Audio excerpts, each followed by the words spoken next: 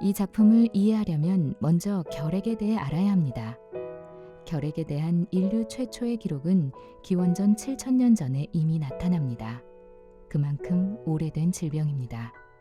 결핵은 인류 역사상 가장 많은 생명을 빼앗아간 무서운 질병이기도 합니다. 1928년 알렉산더 플레밍이 페니실린을 발견한 이후에야 인류는 간신히 결핵의 공포에서 벗어났습니다. 이전의 결핵은 인위적 치유가 어려운 불치병에 속했습니다. 작품 속 인물들처럼 공기 좋은 곳에서 요양하다가 병이 낫거나 죽거나 하는 수밖에 없었습니다. 작품의 시간 배경은 제1차 세계대전이 일어나기 직전이니까 이 인물들은 사실 죽음의 알을 품고 사는 셈이나 마찬가지입니다. 그러나 결핵은 현대의 질병이기도 합니다. 중세에는 결핵이 유행한 적이 없습니다.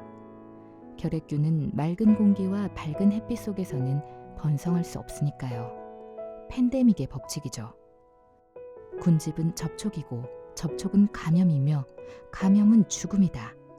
디킨스의 황폐한 집에서 말씀드렸듯이 산업혁명은 곧 도시화이고 빈민가의 탄생입니다. 결핵균이 좋아하는 환경이죠. 결핵은 더럽고 밀집된 환경에서 비말을 통해서 감염됩니다. 산업화 이후 결핵이 번성하기 시작한 이유입니다. 동시에 이상한 현상도 나타납니다. 미국의 문화비평가 수전 손택이 은유로서의 질병에서 말했듯이 결핵이 낭만적 천재의 신화와 결합한 것입니다.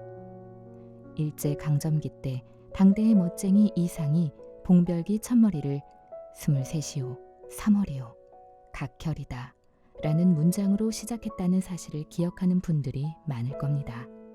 이처럼 결핵은 특별히 문학적인 질병이었습니다. 폐병으로 인한 각혈은 팽창된 생명으로 인식되었고 폐병 탓에 생기는 열병은 세상의 비밀을 엿보는 신비 체험을 상징했습니다.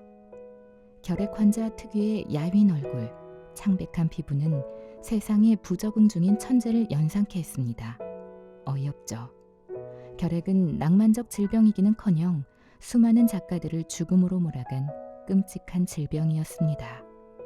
몰리에르, 오노레 발자크, 제인 오스틴, 에밀리 브론테, 샬롯 브론테, 프란츠 카프카, D.H. 로렌스, 조지 오웰 등이 결핵 탓에 세상을 떠났습니다.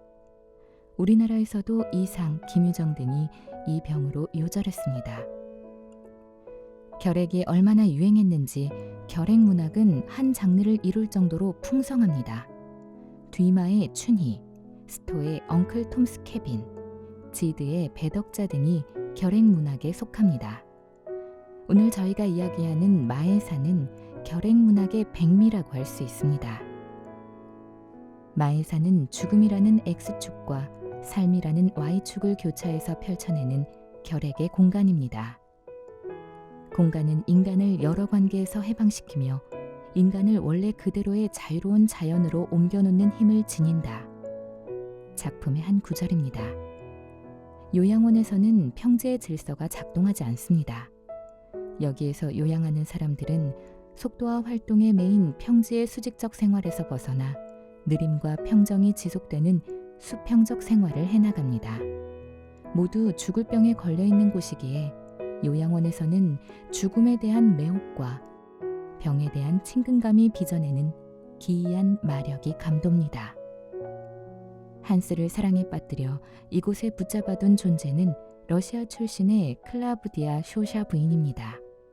그녀는 죽음에 매혹되는 인간의 격정, 부르주아들의 답답한 질서에서 자유롭고자 하는 퇴폐의 열망을 대변합니다. 요양원의 마성적 분위기에 휩싸여 육체의 활동이 느려지자 함부르크의 평범한 직장인이 될 운명이었던 한스 앞에는 병과 죽음을 둘러싼 거대한 사색의 세계가 열립니다. 앞에서 말씀드렸듯이 유럽 각지에서 몰려든 선생님들도 잔뜩 있습니다. 일본의 사회학자 강상중은 이 분위기를 이렇게 압축합니다. 그것은 완전히 무익한 것이자 무한정의 교양을 가져다 주는 것이자 인생의 심연을 가르쳐 주는 것이자 혹은 위험한 사상 같은 것이다. 이탈리아 출신의 인문주의자 세템브리니, 동유럽 출신의 예수회 회원 나프타, 현실적 삶을 중시하는 담배 장사꾼 페퍼코른 등이 하나씩 차례로 한스의 영혼에 충격을 줍니다. 그러나 이들한테는 모두 결정적 결함이 있습니다. 입으로 무엇을 주워 담든 이들의 몸은 병들었으며 죽음에 감염되어 이들의 말은 철저히 실천과 괴리되어 있습니다. 한마디로 관념의 놀이일 뿐입니다. 시간이 없는 생활, 아무런 걱정도 희망도 없는 생활, 분주한 것 같지만 정체되어 있는 방종한 생활, 죽어있는 생활의 산물일 뿐입니다. 한스는 인생학교에서 정신의 등뼈를 세우는 동시에 이곳에서 빠져나와야 합니다. 이곳은 안온한 죽음의 대지니까요. 열렬한 삶의 현장으로 돌아와야 하는 것이죠. 어른들 말을 듣고 참고하되 청년들은 결국 제 발로 인생을 살아가야 하는 법이죠. 어떻게 하면 그 일이 가능할까요? 스스로 가치관을 세우고 생각의 주인이 되어야 합니다.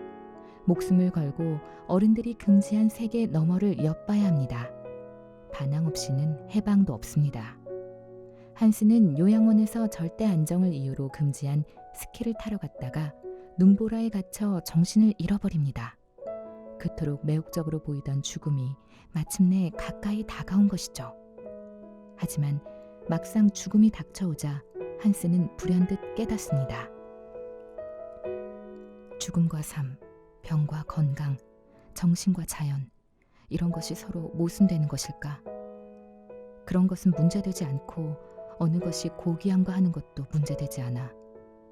죽음의 모험은 삶 속에 포함되어 있고 그러한 모험이 없으면 삶이 아닐지도 몰라. 인간의 상태가 신비로운 공동체와 미덥지 못한 개별 존재 사이에 있듯 신의 아들인 인간의 본성은 모험과 이성의 한가운데 있어.